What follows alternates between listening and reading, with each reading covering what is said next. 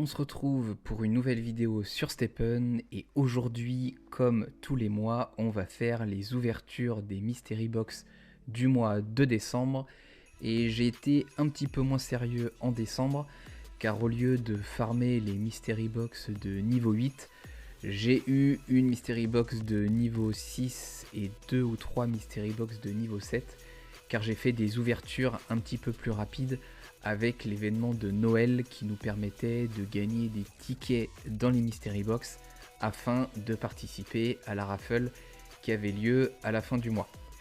Donc comme tu le sais, je vais pas te la représenter, ma paire principale me permet d'avoir des Mystery Box de niveau 7 en 100% et des Mystery Box de niveau 8 en 125%, et tu vas le voir, la première Mystery Box c'était n'importe quoi, une Mystery Box de niveau 6 où j'ai eu une gemme de level 3 alors que je galère à en avoir dans les Mystery Box de niveau 7, parfois dans les Mystery Box de niveau 8, et en plus c'est une gemme de confort. Quand je te dis que j'ai de la chance sur Stephen ces derniers temps, bah écoute, c'est la vérité, et tu le verras par la suite. J'ai mis plutôt les Mystery Box par classement des plus petites aux plus grandes. Donc tu vois, dans la première, j'ai gagné des tickets pour la raffle, mais c'est pas forcément le cas des suivantes car elles ne sont pas traitées par ordre chronologique.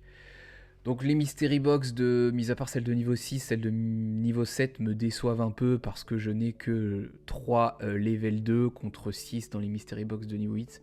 Et j'ai très peu de chance d'avoir des level 3, j'en ai quasiment jamais. C'est pour ça que la Mystery Box de niveau 6 était vraiment exceptionnelle. Et moi, quelle a été ma stratégie sur les tickets, et j'ai bien fait après le fiasco qu'il y a eu sur la raffle. En fait, moi j'ai vendu tous mes tickets. Donc je les ai vendus environ 2 GMT, le floor price était passé de 3 à 2 assez rapidement si j'ai bonne mémoire. Et ensuite il s'est stabilisé autour des 2, 1,85, 1,90. Donc moi je les ai tous vendus, j'avais juste gardé mes 21 derniers tickets pour éventuellement participer à la raffle. Et après le fiasco, FSL nous a envoyé 26 environ GMT pour s'excuser. Donc bon, j'ai considéré que c'est comme si j'avais vendu les GMT, donc je vais compter 2 GMT par ticket que j'ai pu looter pendant l'événement de Noël. Donc on va arriver sur la fin des ouvertures et tu verras, la dernière elle est pas fameuse, même si j'ai une level 3, c'est une level 3 de résilience, donc ça ne permet pas de gagner beaucoup de GMT, et pour l'instant j'ai gardé l'ensemble de mes gemmes. J'ai pas fait d'upgrade et j'en ai pas mal. J'ai 10 gemmes d'efficience, j'en ai 36 de luck, tu vois, j'en ai eu pas mal sur ce mois-ci. J'en ai 71 de niveau 1 de résilience, une de niveau 2 et 2 de niveau 3. Pour l'instant, je les garde, étant donné que le prix des gemmes, malheureusement, s'effondre, donc je sais pas trop quoi faire pour le moment. C'était déjà pas rentable dernièrement, alors en plus, si les prix baissent davantage, ça le sera encore moins. Donc je t'ai refait mon petit tableau récapitulatif comme à mon habitude sur l'ensemble des ouvertures. Donc j'ai juste oublié, je m'en suis rendu compte après, le parchemin rare qui a été looté dans la Mystery Box de niveau 8 l'avant-avant-dernière avec la gemme 3 de luck, mais je l'ai quand même compté dans le résultat. Donc tu vois, j'ai gagné quasiment 70 tickets lors de cet événement, entre 60 et 70. Et ce mois-ci était pas horrible, malgré le fait que j'ai un peu moins de level 3, sachant que la level 3 de résilience, elle ne sert presque à rien parce qu'elle vaut pas grand-chose, donc c'est les tickets qui vont nous sauver. Mais j'ai que 2 Mystery Box qui ne sont pas rentables ce mois-ci, et elles ne sont pas rentables de 6 et 18 GMT, donc 24 GMT, donc c'est vraiment pas grand-chose.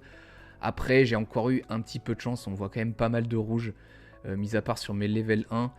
Mes level 3, une fois sur 3, j'avais du confort, et idem, mes level 2, une fois sur 3, j'avais du confort, donc ça me sauve quand même pas mal le mois, et on est quasiment ISO avec le mois précédent. J'étais un peu plus de 710-720 GMT de bénéfices au mois de novembre, alors que j'avais eu énormément de level 3, donc là je m'en sors quand même pas mal grâce à l'event de Noël notamment, qui me permet d'avoir quand même pas mal de GMT, hein, quasiment 120, 130 en plus, donc sans les tickets de Noël j'aurais été plus proche des 500. La hausse du Solana ne nous permet pas de swap énormément de Solana. J'ai quand même pour ce mois de décembre swap mes GMT en Solana, je sais pas trop quoi faire sur le mois de janvier, mais on en reparlera peut-être sur ma série sur le Road to ROI, comment aller faire son ROI. Et ça me donne du coup un équivalent de 194 USDC. C'est quand même un super mois au niveau des Mystery Box, donc je ne vais pas me plaindre. Et je me faisais une réflexion aujourd'hui, c'était par rapport à ma stratégie sur les Mystery Box de niveau 7 et 8. Donc aujourd'hui, ma gemme de niveau 5 de luck me permet d'avoir des Mystery Box de niveau 7 ou de niveau 8. Je trouve que c'est un bon compromis parce que ça me permet, comme tu l'as vu, d'ouvrir 7 à 8 Mystery Box par mois, donc quasiment tous les 3-4 jours. J'ai des bonnes surprises, donc j'ai des bonnes gemmes et j'ai de bons résultats. Néanmoins, la rentabilité étant en train de baisser et surtout le prix des gemmes étant en train de chuter, notamment sur les lucks. Donc là, tu le vois, je me suis mis sur 30 jours et les gemmes de niveau 5 ont baissé de 25% et les gemmes de niveau 6 de 30%. Alors il faudrait aller un peu plus en détail parce qu'il est vrai que ce dernier mois le GMT a aussi pas mal augmenté. Au moment où j'enregistre cette vidéo, on est autour des 30 centimes.